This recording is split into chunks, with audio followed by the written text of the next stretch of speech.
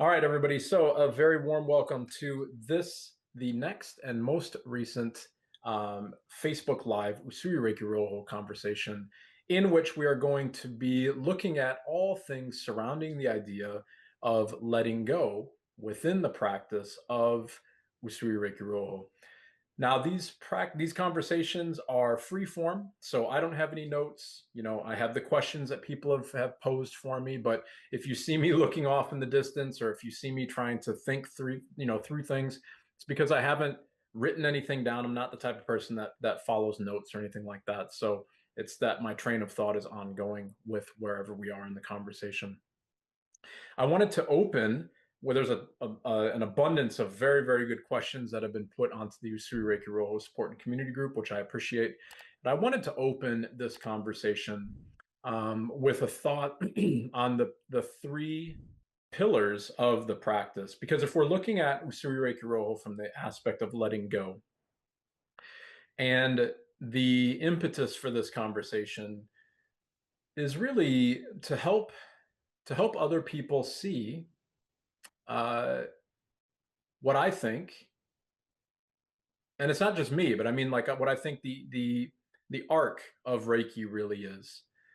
I think that the practice has become too attached in many ways to this idea that it is a healing modality, and it's become too attached to this idea that it's something that, if you've seen my YouTube videos, you've seen me talking about this quite a lot, something that we can learn in a weekend, or that we can upgrade people with, or whatever, all these types of things. And I don't think that that's in it's not that that's incorrect, but I think it's off the mark. And I think it really serves to add just more confusion to the practice than is really necessary. So, thinking about that and thinking about the kind of focus of these questions, I wanted to open here with a conversation on the three cornerstones of the practice of Usui Reiki Ryoho and show how they help us to let go.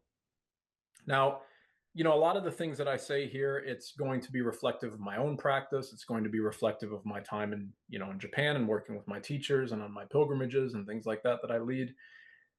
So I'm saying that because it's not like I don't want this to be taken as fact. I want all of you to think on your own, and I want you to, let all of the things that we talk about in this conversation sit as they may. And if we look at the cornerstones of the practice of Usui Reiki Ryoho, there's only three. That's it. And those three cornerstones are the daily recitation of the precepts, morning and evening. That's first and foremost. And second is the daily self treatment. And then third is the reiju, or the attunement. And I think that here we see a very beautiful uh, reminder, or we have a very beautiful reminder on this idea of letting go. Because the three aspects of the practice have absolutely nothing to do with healing other people, attuning other people. They have nothing to do with channeling things or upgrading things or acting like you can open chakras and all that type of stuff. They have nothing to do with creating new lineages of Reiki or new schools of thought or anything like that. And in fact, all three of those have the exact opposite. They encourage us to only look inside. If we look at the precepts, and I'll share them here, I'm conscious that I know many of you have been or on the Reiki shares with me, so you will see this one quite often. But if we look at the precepts of Usui Reiki Ryoho, quite often the titles of the practice are not even taught. We have Shofuku no Iho, Mambyo no Reaku. These titles, in my opinion, they help us to see where we can hopefully go with the practice of Usui Reiki Ryoho. And so I look at these three aspects of the practice, these three cornerstones of the practice, as a graduated journey into myself. And so before I start the practice, then I've got everything on my mind. I've got my day, I've got my attachments, my struggles, my suffering, whatever it might be. And then I sit down to do step one of the practice, which is to recite these very precepts. And see, the titles of these precepts, they help us to see that right now I'm suffering. Right now, when I start my practice, I'm full of attachments and belief and external fixations and so on. And I need to recognize that I can go towards this mystic art that will invite in happiness. And if I recognize that mystic art, then I just might find this miraculous medicine to cure all diseases. That's Daikomyo, in my opinion. And so I'm already setting the trajectory to get to this point. Hopefully, anyways, to get to this point. And my first step on that journey of getting towards this miraculous medicine to cure all diseases, which I think is in reality just Daikomyo, or our true self, our energetic self, which can't be sick, then what do we have to do? We have to recognize that we're probably angry and we're probably worried. We have to recognize that we're human. We have to recognize that we have our fallibilities, our attachments, our problems, all these types of things. And so we recite the precepts to help bring us to center, to help bring us into a piece of stillness or an increased amount of stillness within the self. So this is taking our first steps towards Shofuku no Iho Mambyo no Reaku, or this idea that I don't have to be the egotistical physical manifestation of myself. I can actually be my real self, my Daikomyo self, myself that is the embodiment of happiness and the embodiment of health. And both of those things are not to be attached to. I don't mean happiness and health here in the respect of joyousness or feeling robust in my health. I mean neutrality is what I mean with this. To be fully happy would be neutral, and to be fully healthy would be neutral. It wouldn't be to attach to the idea that you're happy or to attach to the idea that you're healthy. So we need to walk through the muddiness of ourself. That's the first step. We need to recognize that the practice begins. And the second step is obviously the self-treatment. So that's when we do the hands, we do the meditations, we do all the things that are included in self-treatment. And here, this is an opportunity for us to look at those attachments and to help them settle, because we all have pains. I pulled a muscle in my back today, so that hurts. So I can sit in the self practice and wait until that starts to fade away. Now, why did I pull the muscle? Who knows? Doesn't make any difference. Is it an energy, a movement, just because I moved incorrectly? Doesn't matter. We sit with the practice until these things lose their meaning, until they become at peace. And then once we're done with our self practice, and this is what I think the attunement is really about, we recognize that the precepts were bringing us away from our attachments and sufferings and so on into the self practice. Our self practice is the opportunity to pull the roots of our suffering, or to try to pull the roots of our suffering out, anyways, and free ourselves from those attachments. And then the third pillar of the practice, which is the reiju or the attunement, is now here. If we go through the precepts and we go through our self work, our self healing, and we find peace, well, then that's the attunement. The attunement process can, unless somebody can explain it to me in a way that makes sense, I can't see how we have the ability to attune anyone in Reiki. When we are sitting through an attunement, and of course the attunements or the reiju are very important to the practice, but if we view that as an externalized transaction, if I view the attunement as something that I can give to somebody else, that I have the power to give to somebody else, and we hear this with a huge amount of grandiose verbiage attached to the attunement process. Like within a 2-minute ritual, now somehow I've been able to open up everybody's chakras and expand their light energy or whatever. That's just too easy. It can't be that simple, And so we see echoes of a more honest approach to the attunements in the pillars of the practice. If I sit down with the precepts, it's like me recognizing and being honest that I'm suffering, and that I need to take time away from my journey in life for the self practice to help ease my suffering. And if I engage in the second pillar long enough, which is self practice or the self healing, then at some point I will recognize internal peace. So I will recognize Shofuku no Iho Mambyo no Ryaku. I will recognize this happiness and this medicine that's moving through my body, which is really just Daikomyo, or the energy of the universe. And in the recognition of that, that's the Reiju, that's the attunement. And that's the moment, even if it's very fleeting, that could be a moment of Satori. That could be a great moment of awakening in yourself. And that to me suggests the meaning of the attunement process. Quite often people are stuck in this understanding or this idea of the attunements, like I was saying before, that it's something that I can give to somebody else. But the energy of the universe is the energy of all things. So in my classes, I talk about it like this. It would be like me saying that I'm going to pour water on the ocean to make it more wet.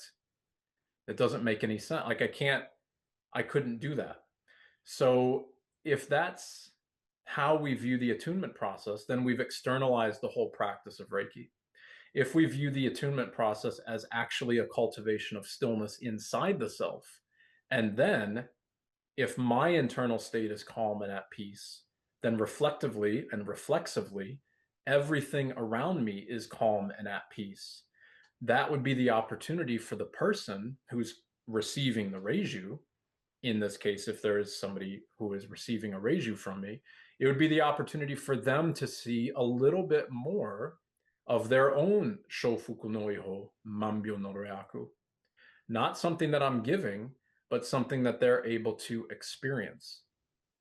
From the lack of hyperbole, the lack of context, the lack of promise or want of results or any of those types of things. The same when you need, if you're really struggling, if you're really suffering, you're really nervous, anxious, having a bad day, whatever it might be. Imagine that you're in a really bad shape. You're crying, full of anxiety, like a little kid throwing a temper tantrum is the example that I always give in my classes. If that little kid comes to a parent, that little kid doesn't want direction, doesn't want a discussion as to why they shouldn't be crying. That little kid just wants to be held with neutrality. They just want to feel your stability, your neutrality, and your non-judgment. And if you hold them in that space, then their chaos will settle down. That's the same as the Reiju, in my opinion. That's the same as the attunement. And so the self-attunement works the same way. If I go from the precepts to self-treatment to then the Reiju, this is really a journey of me going from more chaotic to hopefully neutral, or in reality, much less chaos. That's the journey we take through the practice of Reiki. And in that state where we might recognize our Reiju or recognize Shofuku no Iho, Mambyo no Ryaku, here, healing happens as a byproduct.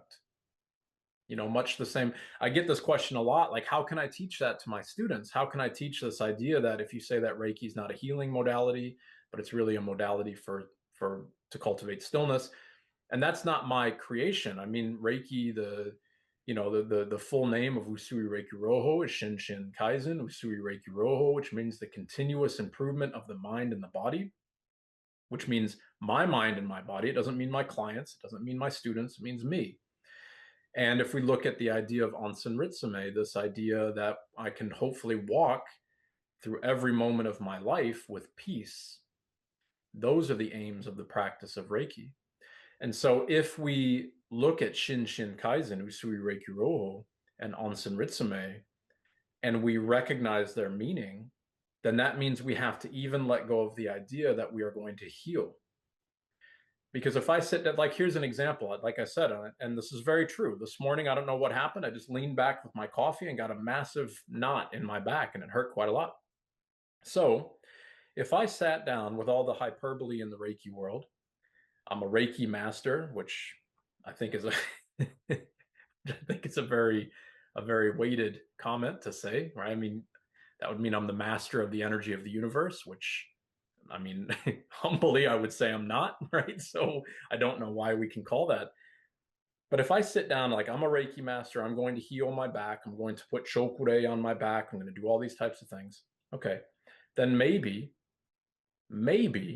by correlation, my back will release. And because we are creatures that love to find, um, we love to find, well, hindsight is 2020, and we love to find meaning on the journey. And so we could be very quick to mistake a random coincidence, like maybe the muscle just released while I was doing Reiki.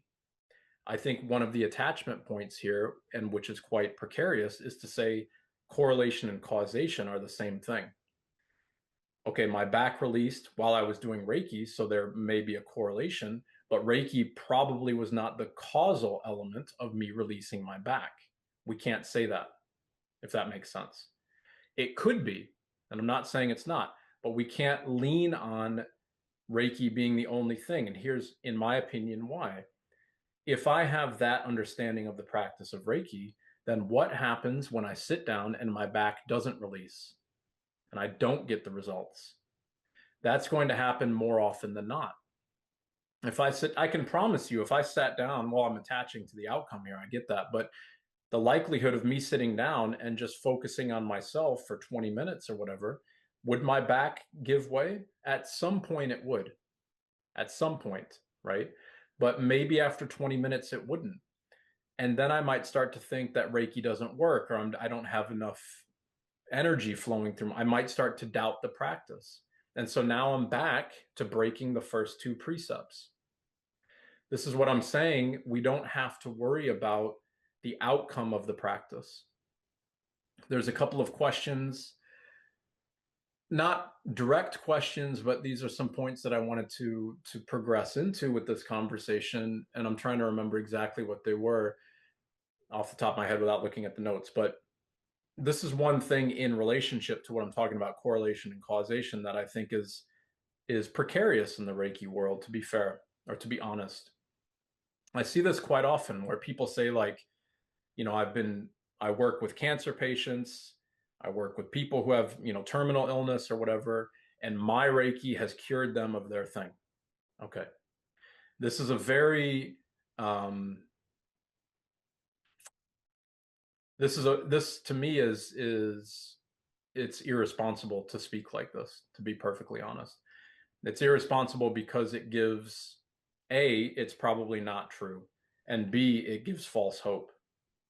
And hope is a very dangerous thing in many ways. And you know, if our Reiki practice is projecting hope to other people, sure, they might find comfort in that hope. Sure, there might be space to find a pause, and we all need a pause. I'm a cancer survivor myself, and absolutely, I needed a pause, right?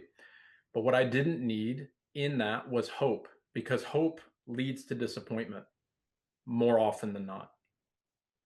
And so instead of the hope, we can just discuss things with neutrality. Instead of saying that, you know, this Reiki treatment absolutely cured this cancer of this person, if that was the case, then that person who is able to do that would have, I mean, how many people have cancer in the world right now? Maybe 95 million, 100 million. They would have 100 million clients waiting for a session from them, you know, and they would be like a miracle worker. It's just not the case. We can believe it's the case, and we can think these ways for whatever reason that we might need to boost our own belief in ourselves or whatever. But at the end of the day, that's not following the precepts, right? So again, it's this correlation and causation discussion, which I think is very precarious within the Reiki world. Or frame the practice within Shinshin Kaizen, Usui Reiki Ryoho, and Onsen Ritsume. Frame the practice from the perspective of, we are working towards neutrality, and anything that happens on that journey towards your own neutrality is for you and you alone. Did you heal from something? Great. Then we continue to move forward. You know, we won't attach to something that we've already let go of. We do this every night, and I say this all the time, but we do this every night when we sleep. You know, when we go to bed, and when I forget the nature of myself, and I forget the nature of my suffering and my turmoil and my beliefs and my victories and my ego and my humanity and every good and bad aspect about myself, and all of that's put away, then guess what happens? My back will probably feel better tomorrow morning. Just like all of you can agree. We everybody has experienced that. So what's happening here? Why is my back, pulled? Why did I pull the muscle? It could be for this reason, that reason. It doesn't make any difference. A million different reasons, all of which I forget, and I let go of when I go to sleep. And when I get out of the way, my body does what everybody's body does, which is heal. So our Reiki practice, in my opinion, needs to follow a trajectory of getting out of the way so that we can mirror this neutrality or mimic this neutrality in our waking life that we find when we sleep. From the healing perspective, I mean here only from this healing perspective. If I'm still in neutral in my Reiki practice, then that means for that duration of time, I am also still in neutral to the pain in my back, which means I've forgotten about it, which means I'm not giving it any attention, which means the muscles in my back are more likely to release, and more likely to straighten themselves out. My body is more likely to just go back to stasis or balance, which is what it does naturally. So we need to get out of the way for that. That's Mambyo no Ryaku. That's this miraculous medicine to cure all diseases, because our diseases are framed in our mind. And so if we are framing a Reiki practice or a Reiki experience from attachments, from belief of the self, from expectations of a session or expectations of the practice, then sure, we might gain some ground. Somebody who is brand new to the practice might find meaningful points of attachment, but at some point, every one of those will be a dead end and they will fail because all attachments lead to suffering, right? This is the causal nature of our suffering is attachment. So we have to try our best and our very best to to walk this very difficult road of constantly surrendering the self. And I get it. I like, as everybody here probably has to varying degrees, that road may appear to be difficult. It may appear to be quite dark. It may appear to be scary. It might, whatever, it might be all these number of things. That's why I love the practice so much. Because when I had cancer, when I had tons of health issues and so on, I needed something that would, how do I want to say this? I needed a practice that would just listen. That's what I needed. I needed something that would just be there, right? That would just be there to be with me, not, oh, I did this for you, and oh, I channeled Archangel Raphael, and he told me that. Great, but that's not helping, because now I'm just confused with attachments again. Oh, I learned this new symbol because my teacher upgraded the whole practice. Okay, great, but now I'm still attached. I'm not finding stillness. I'm not finding peace. And why is that the case? Because in that moment where I hear, oh, you channeled an angel, and wow, okay, so I might feel really good, but then inevitably, at least for me, a couple of minutes or a day or whatever would pass, and now I would feel even worse because the thing that was promised didn't happen. In that moment, when I'm ripe with anxiety, ripe with fear, ripe in my suffering, what do I need? I need to try my best to remember Shofuku no iho, mambyo no reaku, koyo dake wa ikaru na shinpai suna, kansha shite gyohagume shito ni shinsetsu ni. I need to try my best to calm down the chaos. And Reiki is this practice that allows a non-judgmental, peaceful, and caring journey into the self at whatever pace you need that to be. That's what I think is so beautiful about it. So if we frame it and we recognize it from, these are not my teachings, by the way. I'm just basing this off the real names of the practice. I'm basing this off the precepts. I'm basing this off of everything that's right available for us and has always been there from the practice of Usui Reiki Ryoho. Why does it then get so out of, I don't want to say out of alignment, but why has it gone so far away from the practice? And I think for many reasons. One of them, I think, is because it's a lot harder to market a course, or it's a lot harder to market a practice where you're encouraging people to find their own peace, because then that negates the need at some point for a teacher. It negates the need for Usui Sensei. It negates the need for the practice of Usui Reiki Ryoho at some point. You know, at some point, all of those things have to be neutralized so that you can be neutralized as well. Neutralized, not, no, so you can be neutral, not neutralized, excuse me. So everything can be neutral in that moment. We have to let go of all attachments. So I think that it's a lot harder for people to find comfort in this idea, because this potential void that it may create, which is not true, I don't think, but this perceived void of neutrality might be too foreign, it might be too scary, it might be believed as unachievable.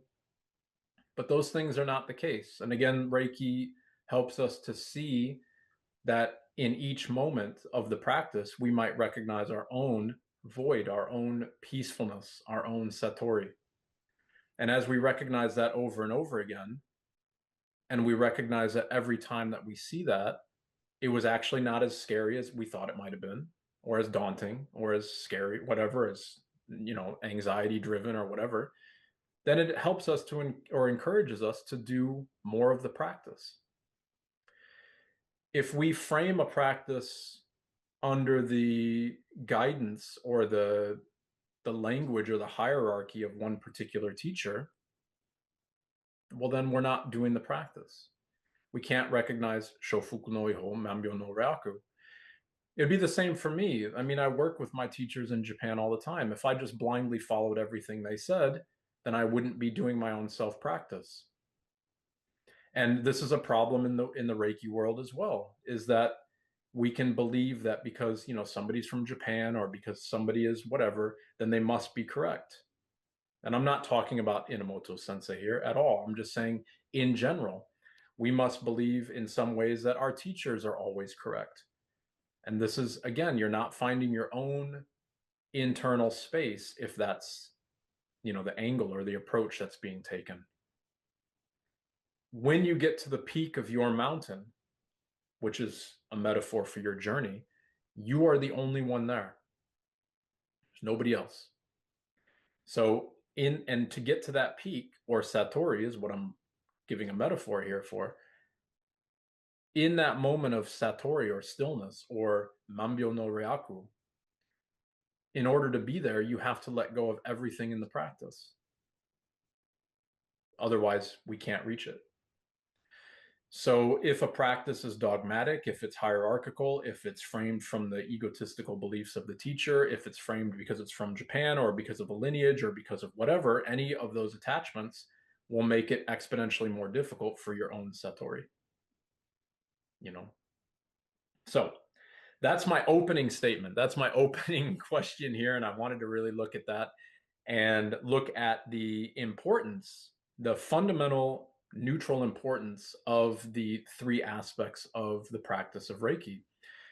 And as, again, for a disclosure, well, not again, I didn't say it yet, but for a disclosure here with Reiki, when I mean Reiki, what I'm talking about is Usui Reiki Ryoho. That's what I'm always talking about. It's not that it's not that energy healing, quote unquote, by placing your hands on somebody and working with the energy of all things or whatever. It's not that that's trademarked by Reiki. It's not that Usui Sensei is the first person ever to, obviously he's not. But if we're talking about Usui Reiki Ryoho, then in reality, what I mean by that is Shinshin Kaizen Usui Reiki Ryoho, the precepts, the meditations, the symbols that are in the practice. I mean the fundamental framework of the practice, and I only specifically mean that as a journey into the self. The precepts are about you, the symbols are about you, the meditations are about you. Everything, the cornerstones of the practice, they're all about you finding your own satori. They're not about anything else. And that's very clearly displayed in Mount Kurama. It's clearly displayed in the titles of the levels of Usui Reiki Ryoho. So why am I giving that kind of disclaimer about Reiki? Because I don't think that I mean, there's so many lines of Reiki now, and I don't think that people can just change the practice and then put a popular phrase like Reiki on their practice. You know, it would be like changing the way that, well, Bikram got busted for this. If anybody who knows of hot yoga, Bikram, you know, the whole story, he tried to trademark his poses in a sequence of yoga, but those are just movements. You can't trademark movements and then copyright them and then sell them. Like, it doesn't make any sense. And he got in a huge amount of trouble for that. And it eventually was nullified. So that's what I mean. You can call things other practices. I think you can call them whatever you want. But to put Reiki in that term, to me, to me personally, I don't agree with that, just because it's a very set sequence. So if I was changing it, I wouldn't be able to call it Reiki, right? Or Usui Reiki Ryoho. So that's my long opening there. That was like 30 minutes. So I apologize on my rambling, but if anybody has anything to add to that, please unmute yourself, or I will just jump on to. I have a number of really, really good questions here, so I'm happy to just continue on. But please, anybody at any time, feel free to interrupt.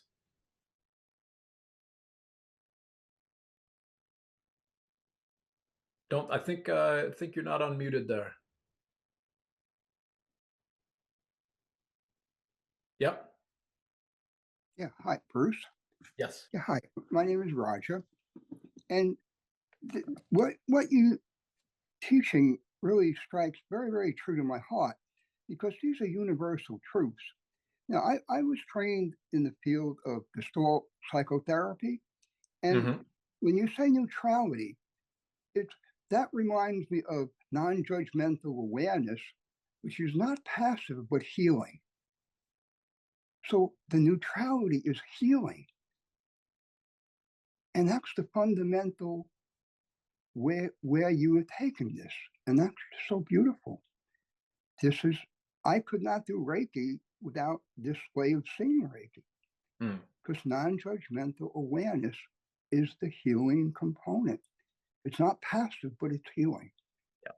And when you say the word neutrality, it's not it's not passive, it's healing. Yeah. It's healing in me, and then the client will somehow entrain with that, and I don't have to worry about anything but that.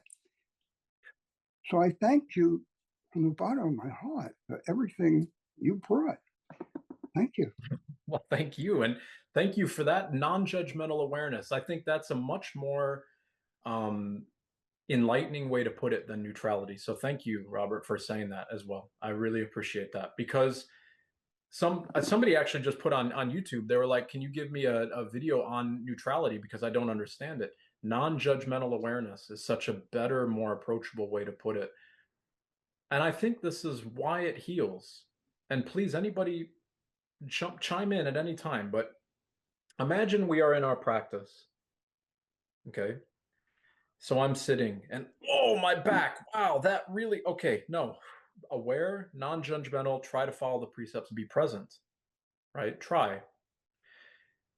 And what's really happening, in my opinion, is the muscles are releasing or the emotions releasing or whatever it might be.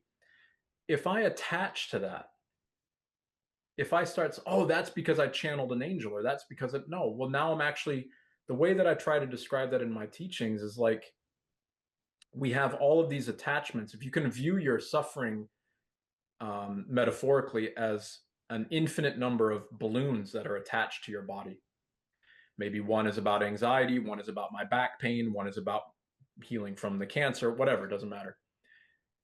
As I'm sitting in my practice, then just maybe when my back aligns itself, then one of those balloons is now floating away and it's free, because it's released something that I've been holding on to my whole life. Maybe I just tweaked my back. Hindsight's 2020. You know what I'm saying? Like, I'm not trying to discredit that.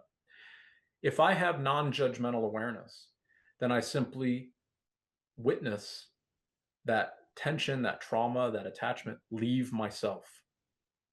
If I frame that in any type of story, then it's like, oh, I cut now I'm just going to pull it back because I channeled that thing and just attach it right back to me because I'm now attached to it. I'm creating a story. Non-judgmental awareness. So we're aware of something, but we don't act and we don't respond to the best of our ability, to the best of our ability. And I would encourage everybody with the practice to recognize that at some point, if you're like me anyways, at some point you'll fail. At some point you'll fail. And that's not the problem. That's not a failure at all.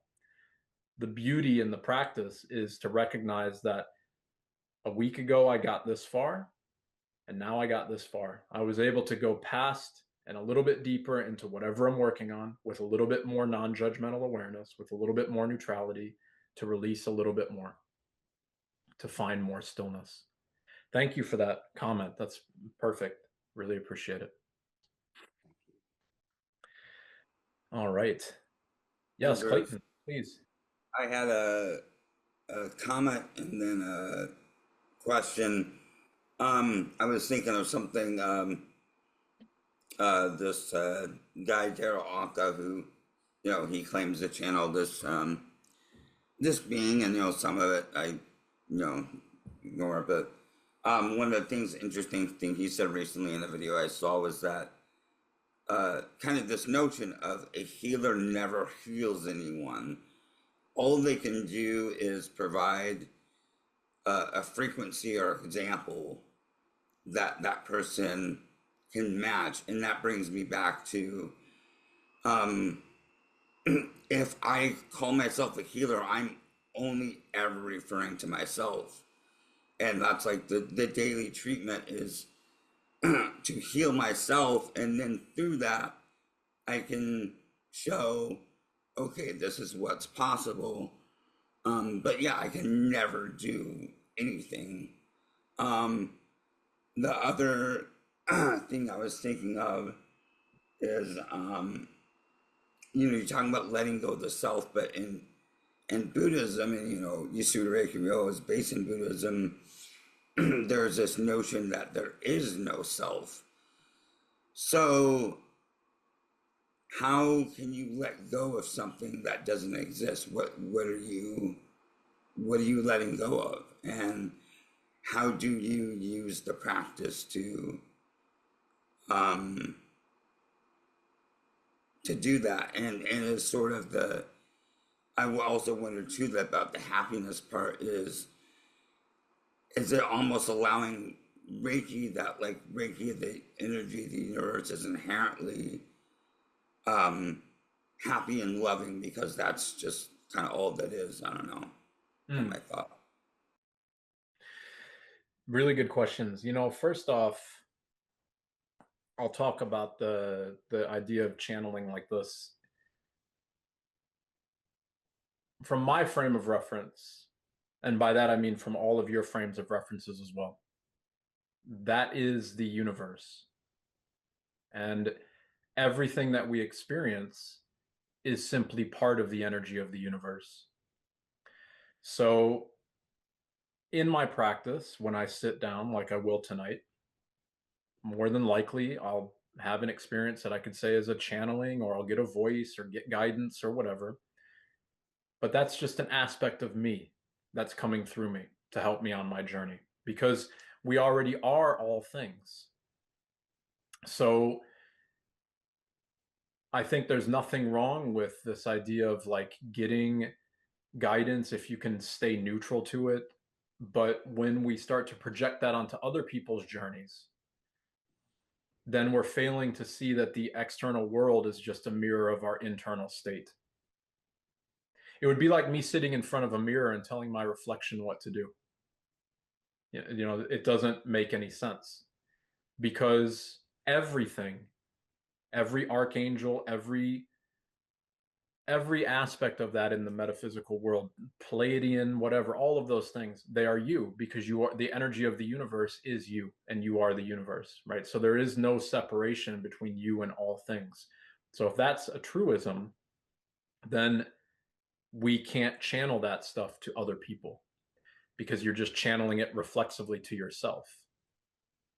That might be hard to hear from in the metaphysical world, you know, but when, like, I've got a good friend of mine who's a nun in Hong Kong, and I was talking to her about this, a Buddhist nun in Hong Kong, and she was like, but who is channeling? What is channeling?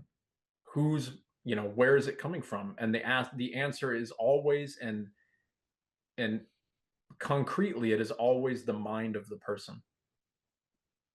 You know, like, we can't have any of those experiences if they're not a function of our own mind. And so, because it's a function of my mind, then that means I'm attaching to it automatically. And so that leads into your second question then about this idea of, like, in Buddhism, indeed, there's this notion that there is no self. So the self is just you could look at it as maybe like an amalgamation of all of you, the summation of all of your attachments, your story, the story of Clayton, the story of Bruce, the story of whoever, doesn't matter. So we need to work our best to soften all of those attachments. I mean, we could also say, like, when you're deep asleep, where is the self? It doesn't exist, you know. From many perspectives, there's no conscious egotistical representation of the self. You could say you're dreaming, and you could say you're awake, you know, you get roused out of sleep and then you're back. Okay, that's fine.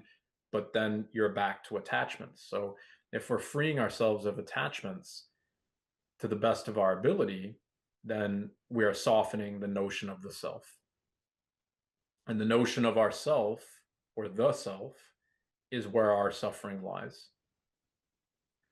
That's kind of that tenet, you know, and that's what I love about that conversation, you know, with the friend of mine. And she was saying, like, constantly when they're chanting the sutras at the temple, when she's doing her own work, and all these things come up, she's constantly saying, but who is channeling? What is happening? Who is the Buddha? Who is Kuan Lin? Who, what? And it's always her mind. And it's more of a repetitive kind of like line in the sand to say, stop with the mental attachment. Go back to being neutrally aware or non-judgmentally aware of the circumstance that you're in, as opposed to, you know, moving forward with it. Now, that's very much easier said than done. And for me in my practice, when a pain comes up, I'll start moving, attaching, you know, trying to, if I just twist, then it'll open. Because I'm very sensitive in my body and all this type of stuff. And at some point, I have to try to bring myself back to center and at peace.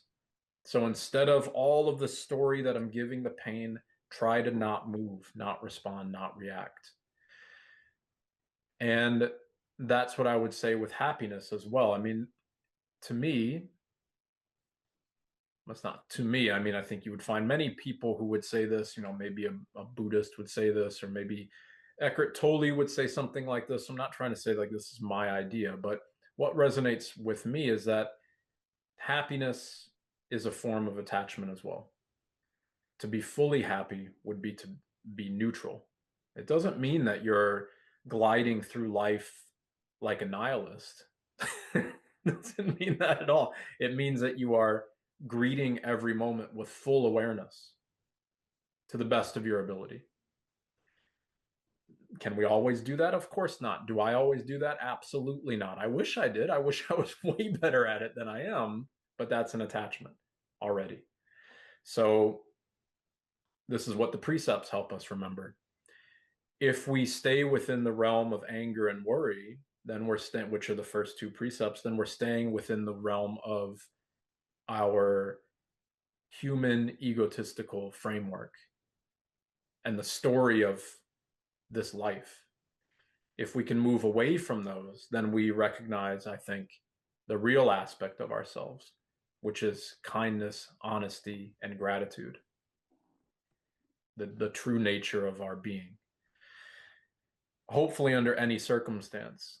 And there's plenty of examples of selfless people doing this way better than that are an inspiration to me. You could think of monks, nuns, priests. You could think of the person at the homeless shelter that gets up at 5 a.m. to make breakfast for everybody without even getting paid. Whatever. There's a trillion examples of people doing exceptional things for no reward because they're finding peace in that moment, I think.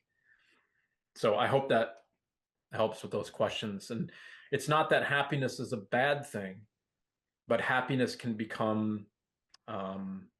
happiness can become something like an expectation in many ways, that we look forward to something, or we do something to derive happiness from it, to derive pleasure from it, or whatever.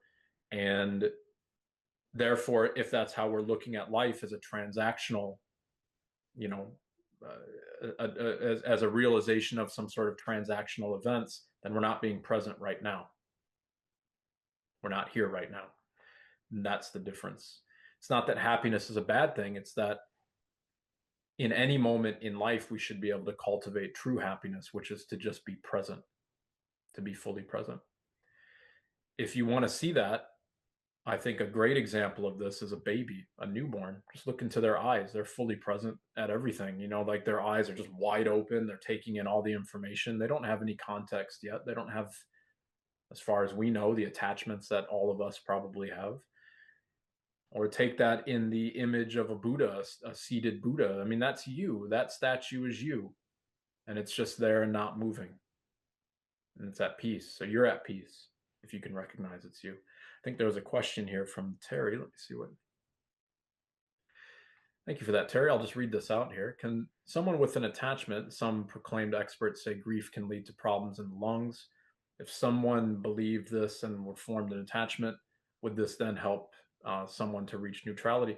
Yeah, that's a really good question. So it's like a chicken and the egg type thing, right? So therefore, reframing and cultivating non-judgmental attachments being the result of going through this process once they have met the needs of their analytical mind, therefore reaching a state of homeostasis, albeit they initially had an attachment. Yeah, I think that that's exactly the route that we all go. Our rational mind needs to understand things before we can let go of it. And from that perspective, I think that that's one of the benefits of all of these other practices of Reiki that are framed so firmly in attachments. They give a framework. Like, let me put it this way. Like Clayton just said, Reiki is Usui Reiki Ryoho has strong Buddhist roots because Usui Sensei was a Tendai monk, so a lay Tendai monk. He was from Hiezan and on Mount Kurama, the birthplace of Buddhism in Japan.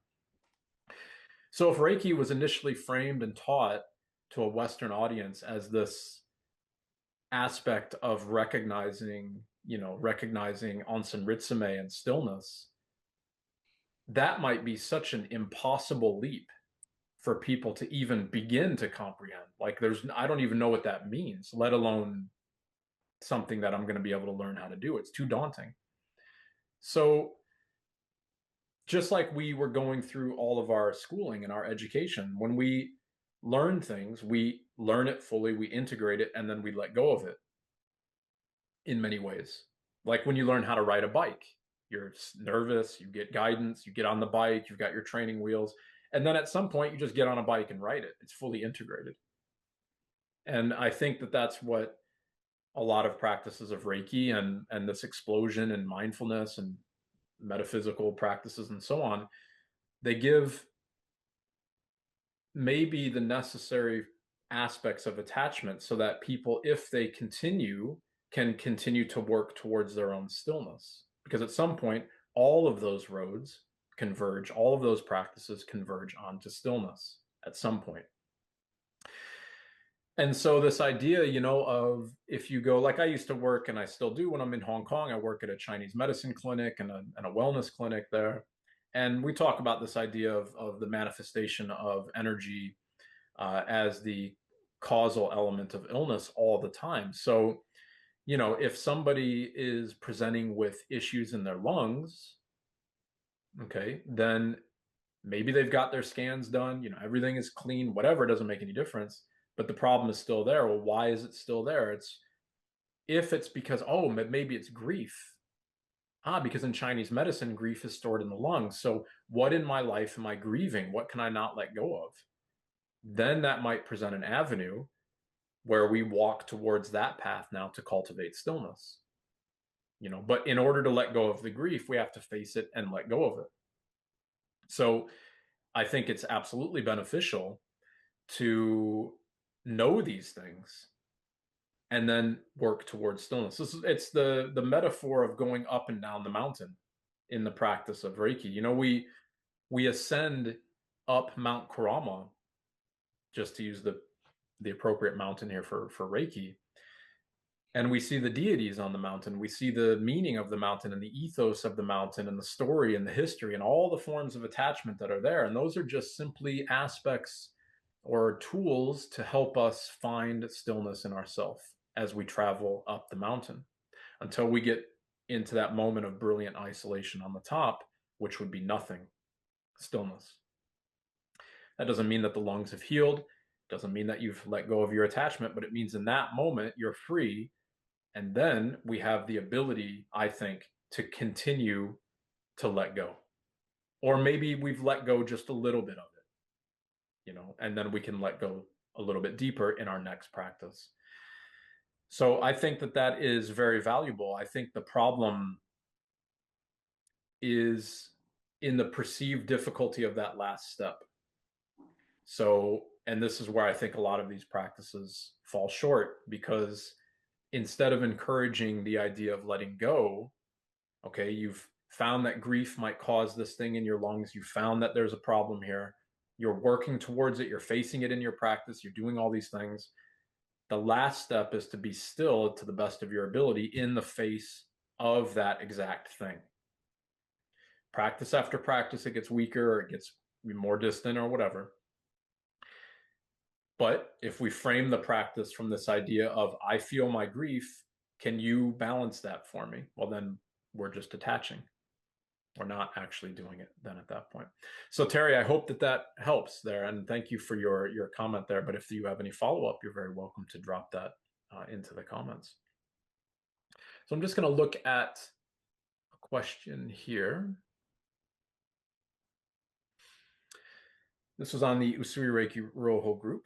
And this is a question about Daikomyo. So Daikomyo, letting go of the self. I think, Clayton, this might have been your question or your comment there. Letting go of the self and how that should inform the practice as a teacher of Usui Reiki Ryoho, and how to differentiate yourself as a teacher from other traditions of Reiki. I think that's it. I think the differentiating characteristic is, are you helping your students to see their own stillness? And are you doing your best to teach from a place of neutrality? And are you doing your best to help them see their own neutrality, which is Daikomyo? If every aspect of your teaching is firmly grounded in that trajectory, then I think you're teaching, and as long as, of course, you're following everything else from the meaning of the symbols and the precepts and all that stuff, then you're going towards Usui Reiki Ryoho. If it's framed in attachment, then it's not Usui Reiki Ryoho. There's two paths. There's one that is going to be furthering internal liberation and stillness, and one that is going to be perpetuating internal attachments. So there's two quite clear paths on that, in my opinion. And that's not to say that, the things that I teach, I'm using the mountain as a guide. I'm using what I see in Japan as a guide. I'm using what's visible as my guide. And I hope that's as neutral as I can try to make it. But absolutely. I mean, if I say today that my teachings are as neutral as they are in 10 years, well, then either I've perfectly figured it all out, which I can guarantee you I haven't, or I'm not progressing on my own journey. So then I'm not being honest, in my opinion. So we should all recognize that we should be trying to do our best to continue to facilitate that internal neutrality, if that makes sense. And I think that if we compare then the way that a lot of these modalities are taught from those two frameworks, then I think we can see quite a strong difference in many ways, right? And it's not to be it's not a criticism of people. If I was to look back on on my teachings when I was right in the very beginning of my journey, I would have, I'm sure, 100% sure that I would have been framed full of attachments and full of belief in the self and full of external focus and all that type of stuff, right? The question is, are you working away from that to find the stillness? Doesn't matter your pace, it doesn't matter your speed, it doesn't matter where you get to, because there is no journey, there is no destination anyways. The question is, are you trying your best? That's all we can do, is try our best. So when the sense of self comes up, can we have neutral awareness? When our pain comes up, neutral awareness.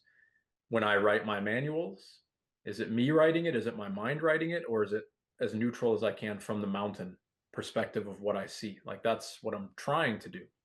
And I hope I'm doing a good enough job at that. I think that's a good way to differentiate it. All right, another question here. What about cancer patients that are getting traditional Western treatments? Anybody had success using Reiki to enhance the treatments and relieve side effects? Reiki can do no harm, as I was taught, so it couldn't be a hindrance. Am I correct in my thought process? This is another question on Usui Reiki Ryoho support and community group. Yeah, personally, this is going back to what I was saying before. I think that we need to be very careful here, especially not just in people who are facing this particular journey, but people who are facing any difficult journey. We need to be very careful to remain neutral. If we receive somebody who is suffering, who is in the depth of their suffering, and we utilize that, or we take that opportunity to interject our own opinions or belief of the practice, or our own powers, or our own whatever, our own belief that it's going to do X, Y, and Z things, then we're actually just perpetuating suffering I think, in full.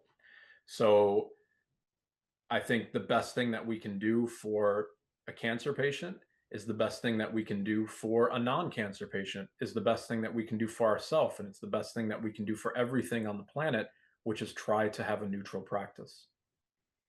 So when people come to me for sessions and they are presenting with a particular ailment or whatever, it's irrelevant. It's still about neutrality to the best of our ability.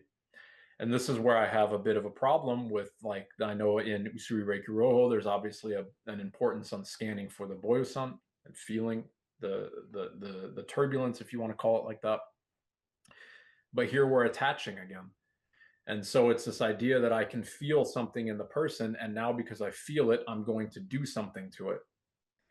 Now, I've been with many people who scan and release their mind, and that's a different story. But I think that takes a lot of practice, because the scanning aspect can be very seductive. This idea that I can scan and feel something. Oh, my hand. And this is usually how it goes. So I was feeling over your body, and then I felt something on your shoulder, for instance. There was a lot of tension there. Did you noticed my hands were there. Did you feel that?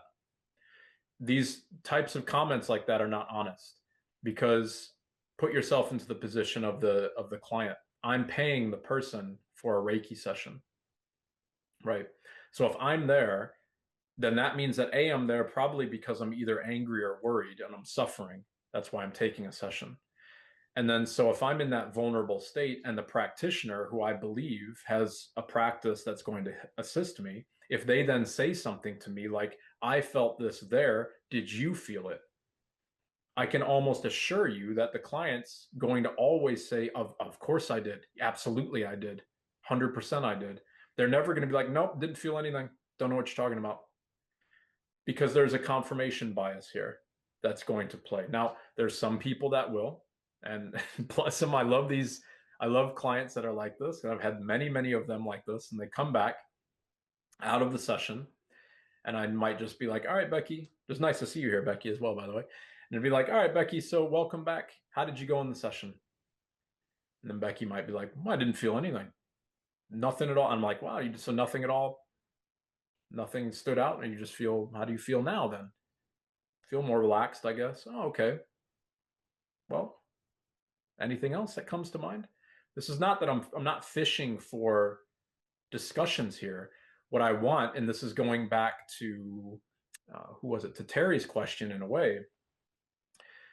What I would like is for the client's rational mind to see the journey that they took, because maybe they need to see that they were exploring something on their own. And when it's just like, all right, Becky, so floor is yours. How did you go? Nothing happened. Oh, okay. So just wait 10, 15. So how do you feel now? Actually, you know what? No, actually, what happened is, wow, okay, so something did happen. And what does that mean to you? So how does that help you see the journey that you were trying to take? And then were you able to make peace with that? I'm not saying those things to the person, by the way. I'm just saying like, oh, okay, that's interesting. So does that help you understand maybe why you came here? If we get the logical part out of the way, then it frees up the space for the person to surrender into it, which I think is really important. If we don't do that, then I'm not saying me, I'm not saying I'm guiding the person. I'm not saying like, I'm not scanning and saying, I felt this here. What was that? I've had people do that to me. Bless them. I think their heart was in the right place. But when I was at the height of my anxiety, the height of my health issues, it was horrible. You have people scanned like, oh, I felt this thing inside of you, but I just pulled it out and now it's gone. Cool. That's now my anxiety is 20 times worse than what it was before I came here. So how is that helping at all? It doesn't make any sense. So I think that there's even a problem here with scanning for the Boyle-san. So I'm saying all of that in response to this question. Regardless of what's presented, regardless of what the person thinks or what they think they need or what is there on the table or whatever, the goal should be neutrality. If you're neutral, then they will hopefully become more neutral. That's it, by association or by reflex. All right. So there's another question here. And again, feel free, anybody, please just chime in. I'm going to leave out some sensitive bits from the question core. I don't want it to be as specific. Let me see how I can say this without getting too far into it. Reiki is a simple practice, yet the basics of it seem to get lost. Why is that the case? Let's see. I think that's as if you would like to add anything to that, core, please go ahead. But I think that's as neutral as I can put it. Yeah, hi, Bruce. Hello. Yes, I mean, my frustration with where we are is that, to me, it is a very simple practice. It's difficult to be simple. But it is a simple practice. You simply have to abide by the precepts, and you do your meditations, which help you release the self-image. And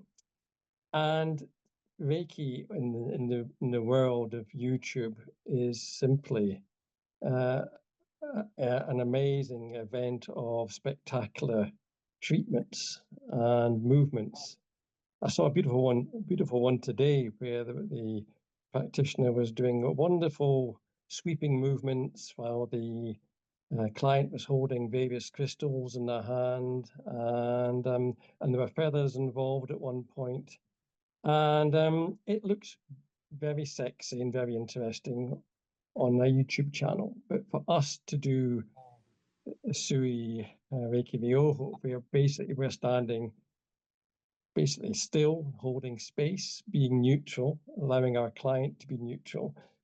It's not the kind of sexy thing that makes it interesting for people who don't know what Reiki is.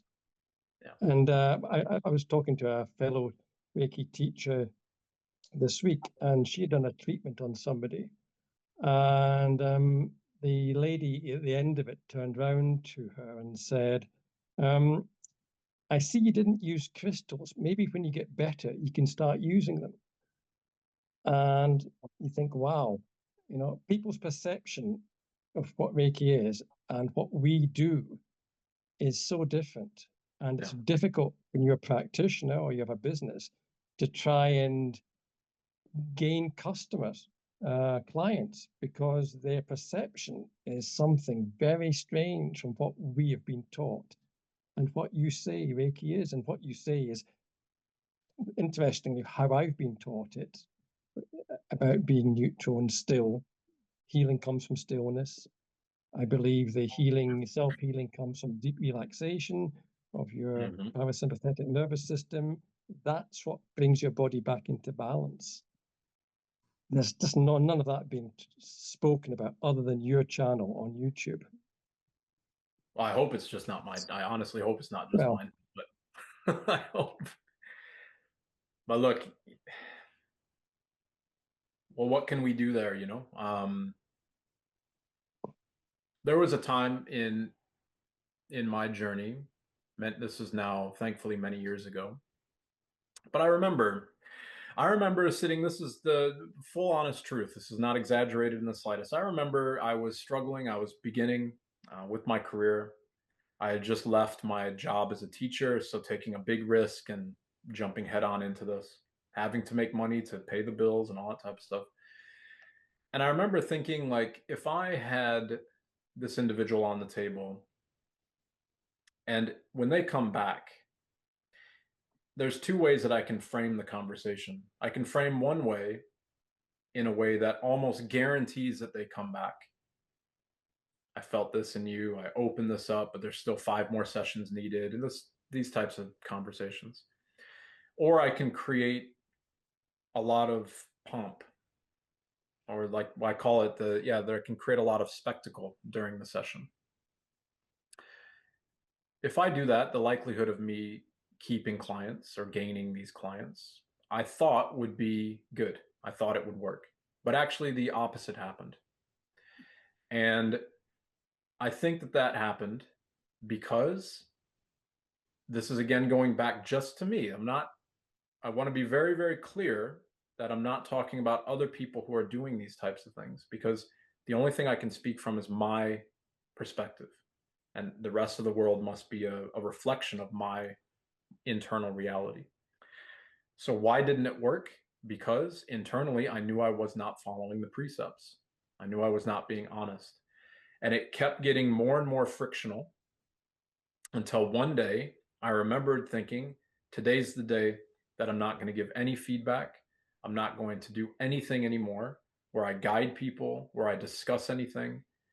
If they ask questions about their session, I'll just continue to say things like, how does that resonate with you, Core? How does that, on your journey, how does that, did you experience anything? Oh, you did. How does that resonate with you? Nothing beyond anything like that.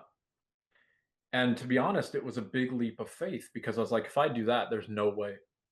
There's no way people are going to come back. There's no way I'll be able to pay my bills. There's no way I'll be able to stay in business or whatever. And as much as people in Reiki or wellness might think what I'm saying is blasphemous, it's not. Making money is a part of life. There's nothing wrong with having a job. Like, everything else is facilitated by income. So a Reiki practice should be. And I know if people might be like, how can you say that? Whatever. When I go to Japan and when I work with the priest on Mount Karama, that's not for free. He's got no qualms whatsoever about saying, yeah, but this is the price. So I would love to see people who are like, how dare you charge for that? Then go tell the head priest at Karama, how dare you charge people to come? They would never say that, right? So to me, you know, these things were really just a test to myself to surrender into the practice. And when I did that, that's when things changed. So if it's a perspective of, you know, the individual that might, I don't know, whoever you might be referring to, the person who's using feathers and channeling and all this type of stuff, maybe they're somewhere on their journey where they're learning to let go as well. And I'm not saying that, I know that the way that comes out, it might be that I'm being condescending to them. I'm not in the slightest. We're all somewhere on the same journey. It would be like me saying, you know, like it would be like if the Dalai Lama looked at me and was like, oh, that's cute that you practice Reiki, but at some point you'll learn that that's just another. They would never say that, because it's all part of the journey. And the Dalai Lama is not the end all be all. The Pope's not the end all be all. It doesn't, we're never ending this journey, you know? So the issue here with quote unquote Reiki versus Usui Reiki Ryoho is just the attachment. It's always the attachment. How much spectacle are we attaching to? And can we start to learn that that spectacle is in reality that's the light home. The spectacle that we are attaching to is the light that we need to work on in ourself, in my opinion, if that makes sense. Why are we doing all these things? Why are we incorporating all the spectacle and the circus and the props and all those types of things? Because we're not working on ourselves yet inside. The more we work on ourselves, the less of all these things we need. That's not me speaking. That's every single monk in Christianity that's gone to a cave and sat in silence and darkness. That's every single monk in Buddhism that goes off into the mountains to face themselves with nothing else. They don't have crystals or feathers or drums or bowls or wands or symbols or anything else. They have their own nakedness. I don't mean that like not clothes. I mean they don't have props. They don't have anything to assist. At some point we have to do that. And so I think that all of the things that are viewed in the world of these practices are just props for people who are trying to work on their own internal state. And at some point, everybody gets away from that. At some point, with enough diligent work, unless we go on a trajectory of full attachment. So there's two ways to go again. And I would say, as difficult as it may seem, as daunting as it may seem, as impossible as it may seem, that we should always strive to let go more to the best of our ability. You know, like I remember there, okay, so I let go. I stopped doing all these types of things that I hope that I wasn't doing very much, but I can assure you that if I looked back on the first, let's say 10 sessions that I ever gave as a Reiki practitioner, I can assure you they would have been horribly attached. I'm certain of it. Just like I'm sure many of you could say about yours as well, I would imagine, because you're growing as an individual. So, you know, when it came to that point that I had to try to let go of those tools, those things, those spectacles or whatever, there were definitely times, there were months on end where I had no clients. Literally months on, I had to use savings. I had to go into, you know, it was really quite difficult. And to me, in hindsight now, that was a test. It was a test of like, well, how, if you want this, how much do you want it? How honest are you going to face yourself? I'm not trying to say how honest are you doing it, because I'm not, I can never be doing things fully honestly. Like we're not, what I mean by that is I'm not trying to say that my practice is perfect. That's what I mean. Right. So it's more like, if you're going to go this route of non-attachment, can you then stay strong when you lose all your clients? Can you stay strong when you have no income? Could you stay strong if you get evicted from your office space? Can you still stay? Like, what fable in every religion is that not the case? It's the exact same thing. Like, what is it when God was telling Abraham to kill Jacob? Is it Jacob or Isaac? I'm not a Christian scholar, but you know, he's essentially saying like, if you believe in me, just cut your son's throat. He's like, yeah, no problem. Pulled out the knife and was ready to cut his throat. And he's like, okay, okay, I get it. You believe that. Don't kill him. That's not the point. The point is, it's a test. Everything is a test. You know, so if we can view all of that as a test, then what are you? This is why I was saying before that these things are really, it's our light to where we need to work on ourselves. If I give up the attachment of, hold on, if I just tell Becky that I channeled this thing, then that's me, she's going to buy a package from me, and that means I'm going to be able to pay. Okay, I can go the dishonest route, or, and let's say that I did that with, you know, tools and props and boil sound scanning and all that type of stuff. Okay. Or I could view that as, why am I scanning? Why am I telling her these things? I'm doing that from a state of insecurity. I'm doing that because I'm nervous, I'm afraid, I'm worried, I'm all these types of things. So can I face that in myself? Can I face that thing about myself? and work on letting go of that in this session. Does it matter if she comes back or not? Absolutely not. The only thing that matters is, am I working towards more neutrality? That's the key.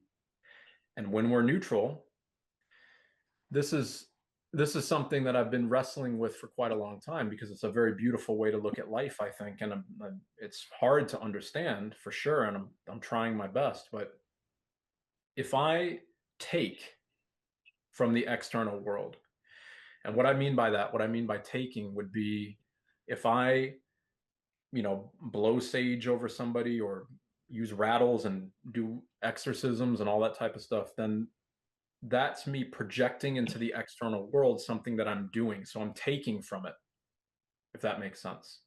I'm creating a spectacle in which I think that I'm gaining something. I'm pulling something out of the external world. What I mean by that is there's an event that I'm cultivating here. I'm going to do X, Y, and Z things because most likely, and I think that everybody needs to be honest here, we might say, and I'm sure people are listening are going to be like, there's no way I don't do that. I'm only channeling, I'm only downloading, I'm being true to source or whatever. But people who are really advanced in their practice don't talk like that. People who are like the Pope wouldn't say that. The Dalai Lama wouldn't say that. Like a nun wouldn't say that. They would just say, I'm here right now trying to be present. Right? So we have to look at the reason of why we're holding on to all of these things. And at some point recognize that we're looking for an exchange. I'm going to do these things because it will probably get me a result. Maybe it boosts my ego. Maybe it looks good on Instagram. Maybe it looks good on YouTube. Maybe it looks good because I think that I'm a grand healer or whatever, or a Reiki master or whatever it might be. So I'm doing all these things to maintain that image. But if the whole universe is simply an expression of me, and this is where this comes to a head, and I know this can be a little bit confusing, but if every single thing that I experience is actually just a manifestation of my own suffering to help me heal, then by me stealing from that or taking from that, if I view Becky, for instance, sorry to continue to use you, Becky, as an example here, I hope you don't mind, but if I continue to have Becky as a client and I view her as an opportunity to make myself feel like a stronger healer, a shaman, somebody who's going to pay my bills, all these types of things, then I'm actually robbing myself, because Becky is an extension of me. It's like robbing from Peter to pay Paul, as the statement in the US goes. It's what we kind of use that as, right? In reality, money and everything else is just an expression of the energy of the universe. It just flows. Money is fictitious. It doesn't make any sense. It's fake. It's completely fake. So if I view the experience as a transactional one, transactional for my ego or for my bank account or for my sense of presence or place or image or whatever it may be, then I'm not being honest and I'm actually robbing myself. If I surrender the nature of the transaction and just seek stillness, seek neutrality, then I'm holding place and holding space to the best of my ability. And that's always a sliding scale. I want to be very cautious, and I don't know how much you people know about me or who's listening or whatever.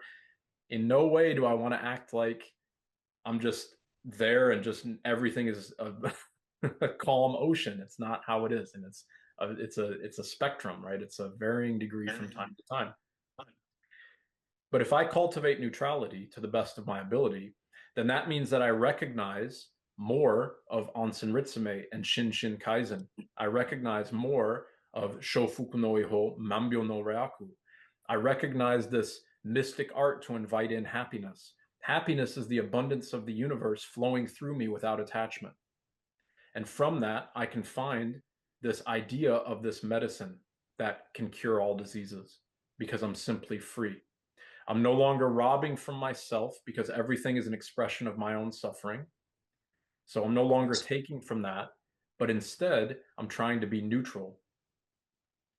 If you're in neutrality, then people will feel that and they will come. They will want to be with you because they would want to be in a position where they feel supported, non-judgmental. They feel that you are with them without shaming them, without giving false hope and all that type of stuff, as opposed, eventually all of those other practices will reach a dead end. or people will be fully entrapped by it. Those are the only two ways it can go. So that was a very long response to that. But Terry, thank you. I appreciate the comment there. Does anybody else have a follow-up to that or anything they want to add? Feel free to chime on in. Becky? What's coming up for me is all this discussion is something that I heard years ago about the truth is there is no truth. Mm. And I first mentioned that to a friend who had just turned Catholic, and she took it to meaning that God's word is not true in that statement of the truth is there is no truth.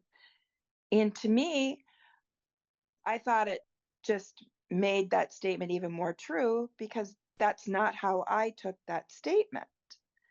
So I'm trying to tie this back to attachments, but as that was coming up in my mind, I was thinking, well, what's your truth? But then that gets back to the whole chicken or the egg, because I just got through saying the truth is there is no truth. And then I'm saying, what's your truth? But there is no truth. Right. So it kind of, the whole thing, I just wanted to share that because it gets back to what your beliefs are. And it's letting go and just being still and not attaching to beliefs and that's where the stillness comes in. Mm-hmm. And that's just my journey. I would also like to ask, like, what your thoughts, like, I do agree on hope is a dangerous slope because I do everything you said there, I fully agree with. But I want to know what the difference between faith and hope. Faith just, and again, it's letting go of attachments is something there's no arriving because we are just always evolving and something else is going to come where we just have to bring ourselves back to stillness. Mm. Does that make sense? And also, I kind of want to just point out that you were saying like, oh, choosing, like, oh, Becky pointing at me. I've been working on myself to allowing myself to being open and being seen. And now you've just like, hey, Becky. And it's just like, wow. Well, so there we go. So, I mean, if we're all here as an expression of your universal truth, then there you go. That's yeah. Like I am open to being seen. I'm open to being, so I just like, so that's my 2 cents per se. Yeah. I mean, my thoughts on that, first off, it's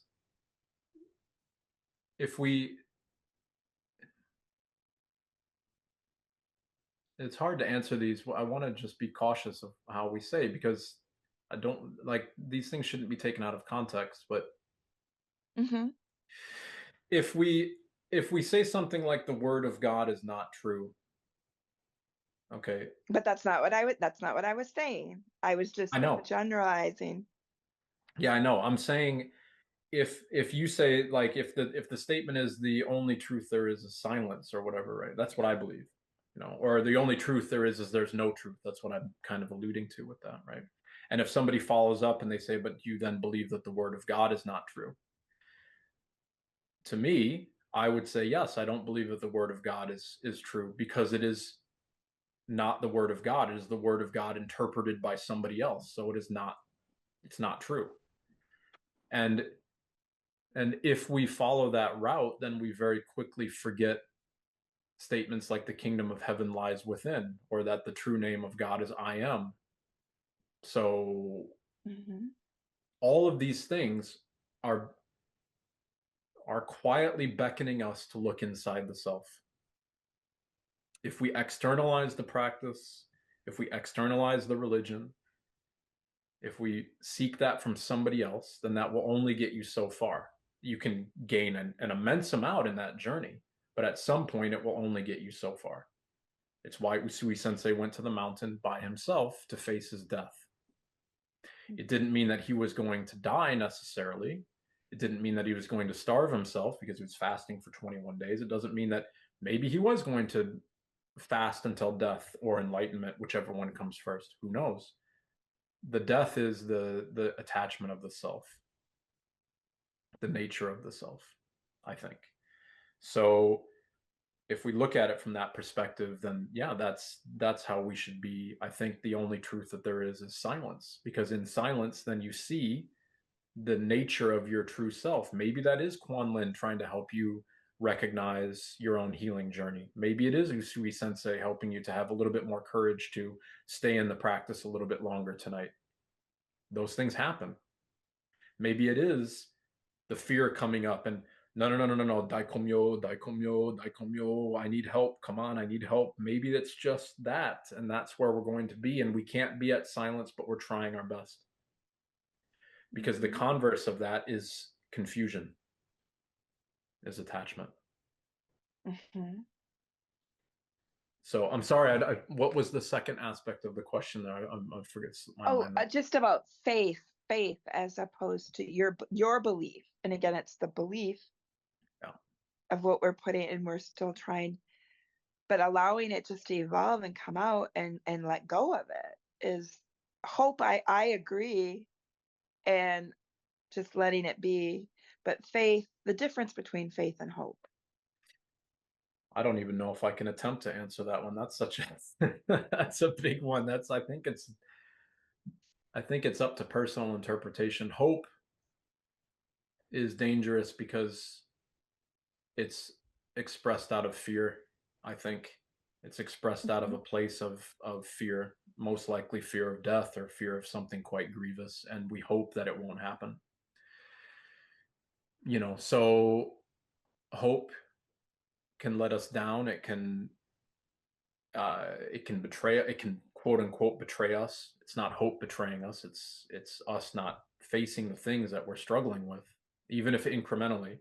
Faith, maybe faith is a belief in something that we have no evidence for. Maybe faith is akin to the feeling of Shishin Tuitsu, the feeling between the hands. Maybe that's faith that we are daikomyo. But that's why I'm saying it's a personal discussion. Journey. So that kind of gets back to each person's truth. So maybe there is a truth. I think, but that the only truth that I think there is would be silence. Silence is the truth. It would just be silence, because even here, if I start, this is why Shimpuden for Usui Reiki Ryoho, in my opinion, is called the mystery teaching. We can't teach the mysterious. We can't talk daikomyo. I mean, to recognize daikomyo in its full state, we have to be completely oblivious of the self. If we've recognized that or not is irrelevant. If I sit here in Shishin Toitsu, Reiki concentration, okay, as soon as I start to say, oh, I can feel, nope, then I'm attaching. You're attaching. So if I'm sitting here and I'm saying, well, what I feel, I have faith that there is this thing that I'm calling daikomyo between my hands because I can feel it. There's nothing there. I mean, there's nothing tangible there. So, and what I feel is absolutely going to be 100% different in some aspect to what everybody else feels. Maybe more intense, less intense, more heat, less heat, more, what doesn't matter, everything. So there's no leveler that we can say here. It's not like 2 + 2 = 4. It's not like the boiling point of water is 100 degrees Celsius. So like that, these things are, it's a lot harder to argue those things. We could, but it's a lot harder to. But here, it's very easy to argue what I feel is just an aspect of the attachment of my mind. Okay, great. So then, as soon as I try to contextualize this thing, then I'm already missing the point. So that's why I'm saying the only truth that there is stillness, is silence. Silence. If you're silent, and if I'm silent, and if Usui Sensei is silent, and if everybody here on this call, and everybody watching on YouTube, and everybody watching wherever in the future, doesn't make any difference. If we're all silent, then, and in full silence, then what is there to talk about? That's the truth. I think the truth is nothing. The truth. I love that. That has helped me a lot. I'm glad. That really. Yeah. And so if we can set that as the aim, this is going back to Clayton's question earlier about, how can we as Usui Reiki Ryoho teachers really anchor into that teaching? I think if we put that carrot in front of us, silence, and that's my direction in everything that I do. And if you are a teacher of Usui Reiki Ryoho, if you just simply ask yourself, the way that I teach this, is that working towards the cultivation of increasing, hopefully increased levels of silence? That direction, does it help people become silent?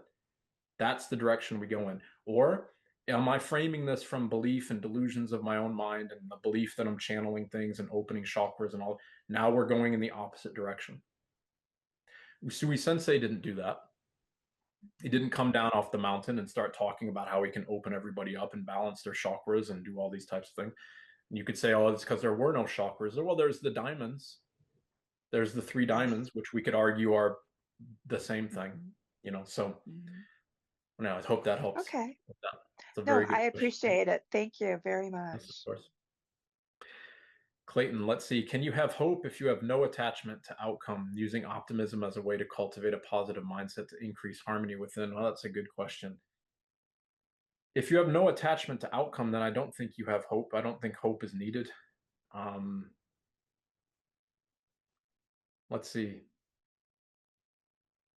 I mean, I think we have to frame that, and please correct me if I'm wrong, Clayton, please just chime in, but I think we have optimism. I think we have hope. I think we have, I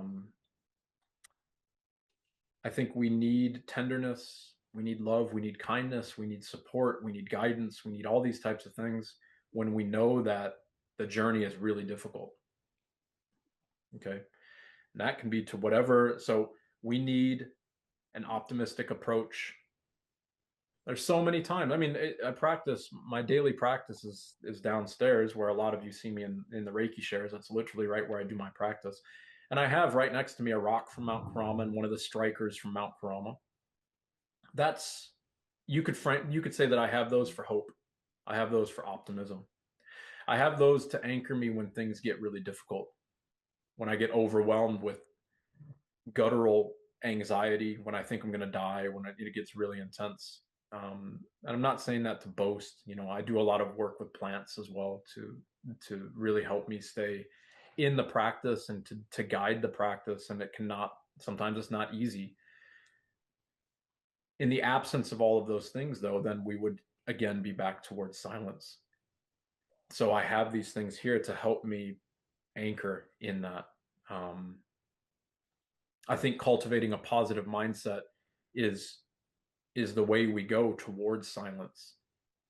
Like when I'm sitting there and I'm wrapped in anxiety and I'm going through the thick of it all, then I'm not cultivating a positive mindset. I might need to say, like, hold on, I'm practicing Usui Reiki Ryoho right now. This is a more positive practice. Or I might pray to Kuan Lin. I might try to chant the Amitabha Sutra or the Sutra to Fudo Myo or whatever. Like those things help me to get away from a negative mindset towards a more positive one, a more optimistic one. But eventually, hopefully, those things all fall away. Hopefully. I have had far, far too many occurrences where hope and optimism never fell away because it was too rough. So this is why it's a daily practice. We don't have to solve all of our attachments and our suffering in each practice. It's not possible. So we try to the best of our ability and recognize the kindness in the practice. If you can't, it's there to help you get back on your feet in many ways. And we're going to fail. There's a quote that I really love. I can't remember exactly who said it, but it's a beautiful one. It's a Zen master's life is one constant mistake. Which I love. One continuous mistake. That's what we're doing. We're stumbling through life, one mistake after another, and hopefully doing our best to make those mistakes less impactful on ourselves, on our own karma, if you will, or whatever you would like to call it. This is my opinion. All right, let's see.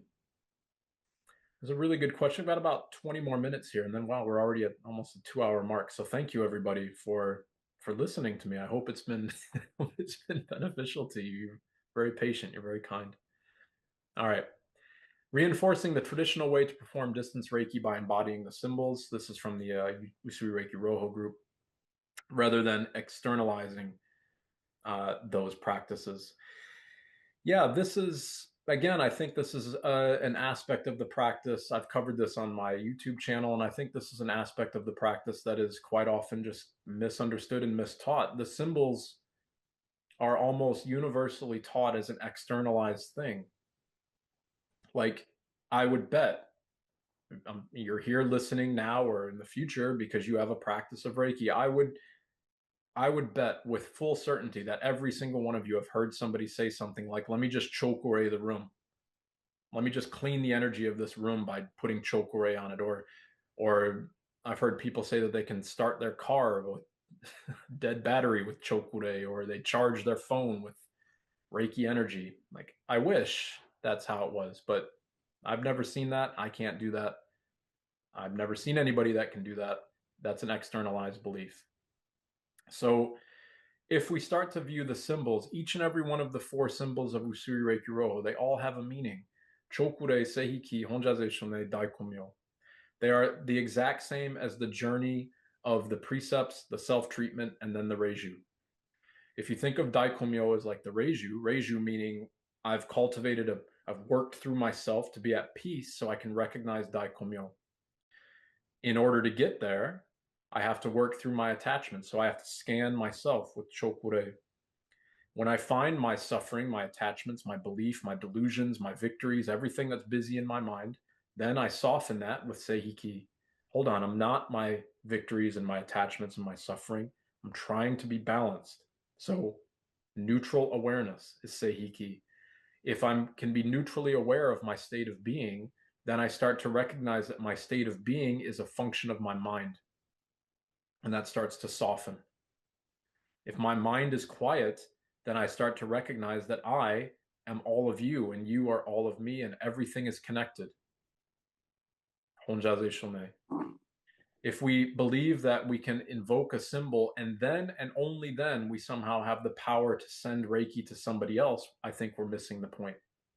Because we're missing the very meaning of Reiki, which is universal energy. I can't send Reiki by simply saying a symbol. That's in my mind. That's a belief of my mind. So in reality, this idea of this distance symbol is actually, I've gone through chokure, in my opinion. I mean in my opinion, but I think it makes more sense this way. And I would encourage everybody to really meditate on it and practice on it because I think it will help. Chokure scans the self for our suffering and our attachment. Seihiki is finding peace with our own attachment and suffering, trying to let it settle, non-judgmental awareness. Once more of the dust has settled, then we start to recognize that we are indeed a function of all things. Honjaze Shone, the distance symbol. We are not separated. And if we can let go of the idea of even that lack of separation, then, and maybe just for a split second, we'll recognize Daikomyo. If we view the approach to the symbols like that, to me, that's far more simpler, it's far more streamlined, it makes far more sense. But more importantly, it helps us to recognize our own satori. We can't recognize our own enlightenment or our own peace if we're constantly externalizing the whole practice, if that's our belief on the practice. So if we view it like that, then what does the attunement mean? Well, I've covered this on a video on my YouTube channel, which you're very welcome to look at. And in that video, what I'm saying is, if I view and understand the attunement as actually a process of scanning through my own attachments and trying to be more calm and quiet so that I can hopefully be neutral, okay? If I can be neutral, let's assume that the person who's sitting in front of me is not an expression of my reality. Let's just assume that for the minute.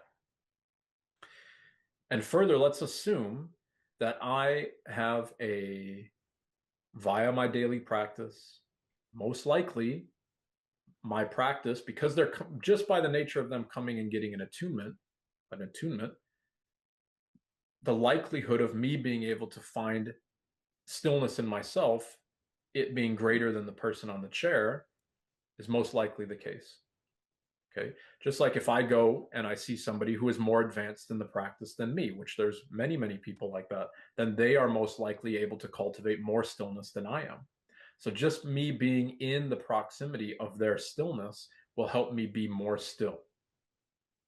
So if I sit and I recognize that the attunement process, I mean, if I close my eyes, here's the question to ask. If I close my eyes, where's the person that I'm attuning? They don't exist.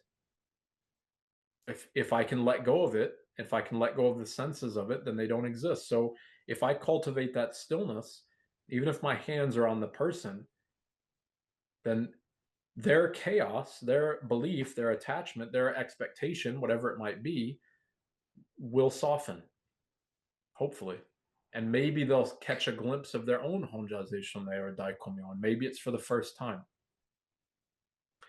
This is the same as like getting blessed or getting a prayer, recited for you, bowing. It's the same thing, and it can be very transcendental because we can be affected by the neutrality of somebody else. Obviously, everybody knows that you can be affected by the emotions of other people around you. Everybody knows that. So why can't we be affected by the neutrality of the people around you? And if Reiki is a practice and a process of cultivating neutrality, well then, that's where we're going to go with the attunement. If we are neutral, if we are at peace, if I can be at peace in myself and my mind and my body, then that means I am Usui Sensei. That means I am on Mount Kurama having Satori. That means that I need to let go of that understanding of Satori. It means all of that at the same time. Now, maybe the student who's right off the street has never heard of Reiki before, whatever. Okay. Still teach it this way. Still teach it as we're going in a direction of neutrality. There's no reason to start, I think, with a discussion on attachments. Clayton, thank you for all the questions here. Do you feel visualization practices are helpful, ultimately just attaching and cause? I think they're very helpful. Yeah, like every time that I'm saying this idea of neutrality and non-attachment and whatever, I'm talking about the very last iota of the practice, what we hope to get to. Visualization helps. I chant mantras to help me get there. I burn incense from Mount Kurama. I have, like I said, the thing sitting next to me. All of those are tools to help me settle into the self. I hope that one day I can just sit down and be fully neutral. That will probably happen the breath after my last breath on this planet. That's when it'll probably happen. Now, I mean, I sit when I sit, like, again, I'm saying these things because I hope that I'm not presenting it as like this is not an easy road, like I sit right in front of a statue of the Amitabha Buddha when I do my practice. Not because I'm Buddhist, not because Usui Sensei was Buddhist, not because Reiki has some tangible logical roots in Buddhism, because the peace that is represented in that statue is my light on the trajectory through my own darkness. It could be a Christ, it could be a photo of a dog. It doesn't make any difference. It's the same thing, whatever brings you peace. And so that could be argued as a visualization. The things that I use when it's difficult could be argued as visualization or tools that I'm utilizing. I think we need these things. I think that's why, like in Mount Kurama, at Kuramadera Temple, there's a statue of Bishop Mon right in the main hall. There's attachments all over the place, and that they're there to help guide us ultimately towards the neutrality, I think. So by all means, whatever, if it's Quan Lin, if it's any, by all means, if they come to you, you need them, absolutely. That's it. They're helping you be like, come on, one more step, Clayton, one more step, Bruce, you can do it, one more step. The ultimate fallacy in the practice here, in my opinion, is when we start to wield these things as if we have power over them. Like, hold on, let me just connect to this symbol or this deity or whatever and channel it and give you the benefit of it. That's where we fail. That's where it fails. All right, let's see if maybe I've got time for one more question. Terry, thank you for the continued kind comments. I'm very glad you're enjoying, and I hope everybody is as well. All right, let's see. Here's a really good one. I really wanted to get to this, so I think I'll close with this, and of course, I'll open the floor if anybody has any last quick questions as well. But so certified in level 1 and trying to find a routine with self-care and practice on the self when there's so many other modalities and so many other things that we want to practice, also making it difficult to get a routine going, even if it's 1 or 3 times a week. So I think the question here is, I'm just starting with Reiki. This is a written question, so I hope the person who's led this in the Usui Reiki Ryoho group has listened this far, and I hope I'm getting the question right. It sounds to me I'm just starting with Reiki. It's difficult to get going with self-practice, and there's so many other modalities. I would bet that there's so many other modalities that are offering big promises here, that are making it difficult to sit on the mat and sit in the practice. Yes, sitting in the practice is very difficult. And I think as well, this is why there's so many smoke and mirrors. There's so many distractions. There's always something new, there's always something new. And it's like this in every single part of our life. When I was teaching economics, I used to talk about the what do we call it? The fallacy of choice, or the delusion of choice. If there was one shampoo that worked, then that's the only shampoo everybody would buy. If there was one vitamin that worked, that's the only vitamin everybody would buy.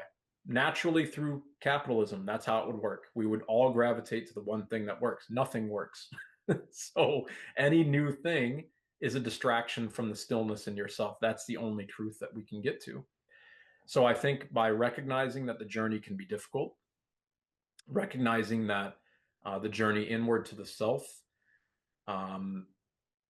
might be believed to be difficult, be believed to be rocky and shaky, and some days it will be more difficult than others. And then not getting seduced by promises and new shiny things and whatever, then I think that then we're on the right trajectory. There's a reason why, let me put it like this. There's a reason why 102 years and counting, Usui Reiki Ryoho has not changed. And there's a reason why in 102 years, there's now 100 and whatever new types of Reiki. There's a very specific reason for that. There's a reason for the longevity of practices that work and the newnesses of practices that distract. And I think that we need to talk about things like that, because I'm not saying that about Reiki in general. I'm saying that the practices that work are ones that help you see stillness in yourself. The ones that distract are ones that keep you from that awareness. And there's a lot of modalities that will help us with that. I teach many modalities. I teach sound, breath work. I'm a plant therapist. I do a lot of different things, and I integrate all of those things into my practice as well. I work with my own plants. I work with sound. I work with many types of meditation and I incorporate all of those things. They become tools in a toolbox for when I can't find stillness, or when it's harder to see in myself, if that makes sense. So maybe I can't find stillness because my back hurts, so maybe I should do some yoga and stretch it. Maybe that'll help. So it's another modality, not one to get lost in, though, because yoga means the union. It means Anshin Ritsume. It means Shinshin Kaizen. It's the same thing at some point. That's the meaning of yoga. Yoga is the union of, if you want to say, the universe and the body. So Reiki is the same thing, the channeling or the conduit between the energy of all things and through ourself, right? So, that's the encouragement that I would give. It's a daily practice, and it's a kind practice. It's a gentle practice. It's a practice that encourages us to be present with ourselves, whatever day it is, whatever aspect of the journey we're on, all the way up until our last breath, because hopefully it makes every moment that we live that much more peaceful. And who doesn't want that at the end of the day? It doesn't matter where you are. It doesn't matter what deck you've been, or what hand you've been dealt. It doesn't matter where you live in the planet. I mean, we can make all of these things. We can say all these, oh, it's so easy for you to say that because you're not suffering. You haven't been through these. Those are moot points. Everything, because everybody is better than me and everybody is worse than me, if that makes sense. There's no point to compare like this, because then we're just back to suffering. There's no reason to even make these type of statements. It doesn't matter when we start. It doesn't matter how long we practice. It just matters, are you turning up to face yourself with love and kindness and stillness? That's the point.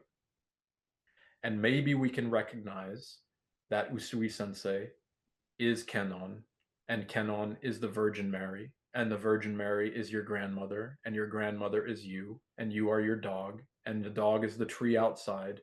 Maybe we can recognize that there's no objectivity in life. So the things that we think we own are actually aspects of ourselves. This is when we start to cultivate peace at that level. There's a beautiful quote that says something, it's from Thich Nhat Hanh, and it's saying that enlightenment is when the wave recognizes that it is the ocean. You know, like we have to see that we can't get lost in, and it's difficult. I know it's difficult. It's so difficult. It's difficult for me every single day. It's difficult for all of us, but we can't get lost in the attachment to the past. We can't get lost in the stories that we tell ourselves because they're just holding us back. So the practice of Reiki tries its best to allow us a space to turn to silence those stories. I was thinking about a way to teach this, and then I'll just quickly open it up. And if I had the ability, if I had the know-how to make these videos, for those of you who've watched my videos, you see that it's always in a forest here in France for a reason, because I don't have a fancy studio. I don't know how to edit. I don't have a green screen to put all types of stuff behind. So I think it's a nice background. But if I had a background where I had some whiteboards that I could move apart, I was trying to think about it like this. Imagine, I'll try my best, so just bear with me here. I'll try my best to explain it. If I'm here in the middle, okay, and imagine right on my center, I'll use my left side as the future and my right side as the past, okay? So they converge on me right now in this very moment, okay? So right here in the center is the moment that I'm living in. That's the future, that's the past. But like Clayton's saying here, enlightenment seems like not a destination, but a practice. Exactly. We have to work towards that. There is no destination. Doesn't make any sense. What I would like to try to teach is, imagine if all of this way in the future, that's all of the attachments to my worrying about the future. So that's the second precept. All of this way is my remembrance of the past. So that's all my anger. Right? Anger can't work in the future, and worry can't happen about something that's already happened. You can't worry about the past. It doesn't make any sense. So they converge in the center. And a practice that is working towards stillness. Imagine if behind me I had two whiteboards. One of them is like all of my worries about the future and all of my anger about the past. Well, the practice helps to separate those whiteboards further and further away from me. So in the middle of it, the present moment right now becomes increasingly more quiet. And the further those boards get away from me, the less control they have on my body and my mind, if that makes sense. Until eventually they get so far away that I'm able to hopefully just walk through life in Onsen Ritsume. Yes, there might be gripes in the past, there might be worries about the future, but I've cultivated so much presence, and I haven't, by the way, I'm not saying I have, I'm saying hopefully I can cultivate so much presence so that those things no longer affect me. So if I view that as, you know, a thing that I can achieve, well, then those whiteboards have come together again, and I'm suffering again. If I view that as right now, every single moment is where I have to try to be present. If you stub your toe, try to be present. You break your arm, try to be present. If you die, try to be present. Like, that's the whole point. Try to be present and just neutral awareness. Neutral awareness allows those boards to finally go so far away that they no longer have any bearing on you. That's Shimpiden Daikomyo, in my opinion, hopefully. Then the trick is, at least for me, is going to be oh my God, those boards are so far away. Wow, like that feels, oh no, here they are again. Okay, so now back to the practice because we'll remember again. And so we have to work to keep them going. So that's my thought on letting go. Thank you, Becky. I appreciate that comment there. That's my thoughts on Usui Reiki Ryoho. Thank you so much to all of you for listening for 2 hours of me blabbing on for this. I hope that it's been beneficial. I hope it's been enjoyable, and I'm deeply grateful for your presence here today and all of your questions. So if there's any last quick questions that you want to share, I'm very happy to take a couple more minutes.